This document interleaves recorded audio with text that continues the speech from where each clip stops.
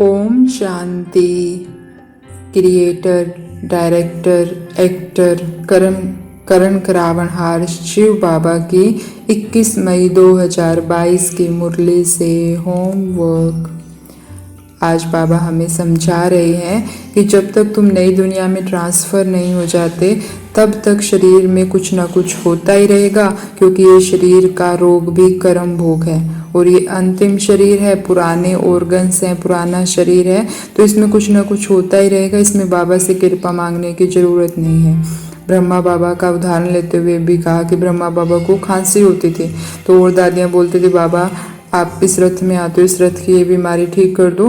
तो बाबा कहते हैं कि मुझे तो ये रथ इतना प्रिय है, जिस रथ में बैठकर भगवान अपने बच्चों को देख रहा है तो वो रथ कितना प्रिय होगा। लेकिन बाबा कहते हैं ये तो कर्म भोग है। बाबा ने इसकी युक्ति भी बताई कि इस कर्म भोग को हम योग बल से चुकतू कर सकते हैं, कर्म भोग को कर्म योग से चुकतू कर सकते हैं। बाबा से कृपा नहीं मांगनी है, अपनी मेहनत करनी है, खुद ही खुद का कल्याण करना है। अगर मैं आत्मा अपने शरीर से डिटैच होकर, अलग होकर, जहाँ पे दर्द है वहाँ से आकाश दूँ बाबा के साथ कंबाइंड होने से, तो दर्द हल्का हो जाता है। तो हम जितना ज़्यादा योग बल इकट्ठा करेंगे उतना ही ये कर्म भोग कर्म योग से चुकते हो जाएंगे और हमें तकलीफ नहीं देंगे। हमने दादियों को देखा, डॉक्टर कहता था कि बीमार है लेकिन दादी को कोई दर्द ही नहीं होता था। तो ये क्या है, कर्म भोग से कर्म भोग पर कर्म योग से विजय पाना। लेकिन ये कौन पाएगा, जो अपनी मेहनत करेगा, बाबा की याद में रहेगा, श्रीमत पे चलेगा, तो ये कर्म भोग आराम से चुकते हो जाएंगे। तो हमें बाबा से कृपा नहीं मांगनी है, खुद के योग बल को बढ़ाना है। बाबा ने सारी विधियां बता रखी है, कैसे शरीर को साकाश देना है, कैसे प्रकृति को साकाश देना है। तो हम उन विधियों का यूज़ करें और अपने ऊपर खुद ही कृपा करें। बाबा ने यह भी कहा कि गाते हैं मुझे पलकों में छिपा लो, प्रिय चीज को नूरे रतन प्राण प्यारी कहते हैं। यह बाप तो बहुत प्रिय है परंतु है गुप्त, इसीलिए लव पूरा ठहरता नहीं है। नहीं तो उनके लिए लव ऐसा होना चाहिए जो बात मत पूछो। बच्चों को तो बाप पलकों में छिपा लेते हैं। पलके को यह आंखें नहीं है, यह तो बुद्धि में याद रखना है कि ज्ञान हमको कौन दे रहे हैं। तो बाबा हमें 5000 साल बाद मिला है, वो हमें इतना प्यार करता है, लेकिन बाबा कहते हैं मैं गुप्त हूँ, दिखता नहीं हूँ ना इन आँखों से, इसलिए तुम घड़ी घड़ी भूल जाते हो।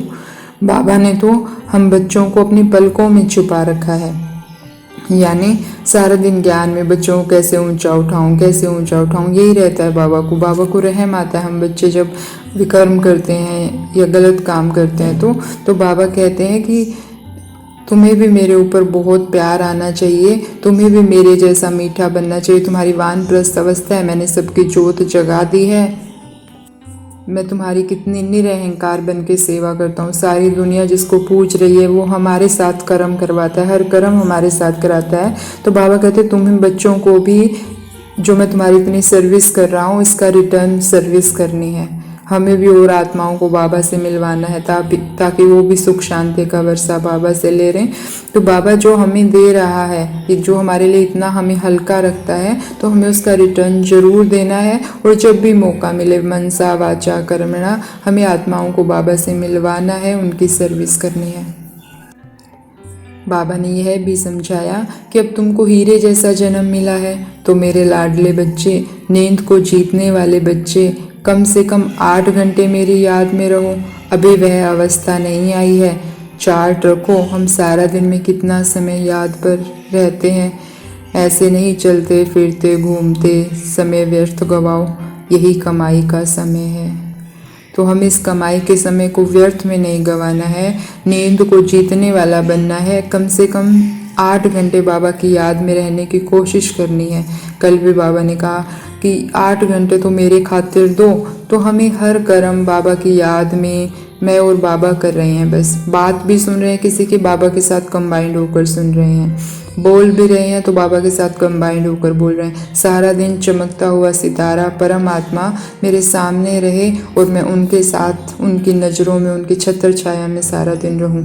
अगर हमारा ये अभ्यास हो जाएगा तो बाबा कहते बेला ही पार हो जाएगा। तो आज हमें अपना चार्ट खुद देखना है कि इस घंटे मैंने कितना समय सफल किया, कितना बाबा की याद में रही, कितना नहीं रही। 60 मिनट में 5 मिनट रही, 10 मिनट रही, 20 मिनट रही, वो हम नोट करें और सारा दिन का चार्ट रखेंगे तो बाबा कहते अंत में ये अवस्था आएगी कि तुम्हें सिर्फ बाबा की याद रहेगी। बाबा ने आज हमें वरदान दिया, नॉलेजफुल त्रिकालदर्शी भव। कौन बनेगा नॉलेजफुल त्रिकालदर्शी? जो ड्रामा के हर राज को जानेगा। जिसने ड्रामा के हर राज को जान लिया तो बाबा कहते वो नाराज हो ही नहीं सकता। भगवान के बच्चे बनकर अगर अभी राजी नहीं हुए तो कब होंगे? पूछें अपने आप से। भगवान बाप के रूप में मिला और अगर हम अभी भी खुश नहीं हैं तो कब खुश होंगे?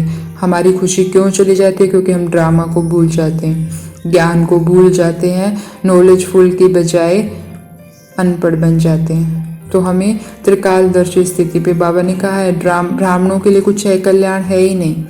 तो हम ब्राह्मण हैं, हम ड्रामा के हर सीन में कल्याण है, जो होना है वही हो रहा है, नथिंग न्यू।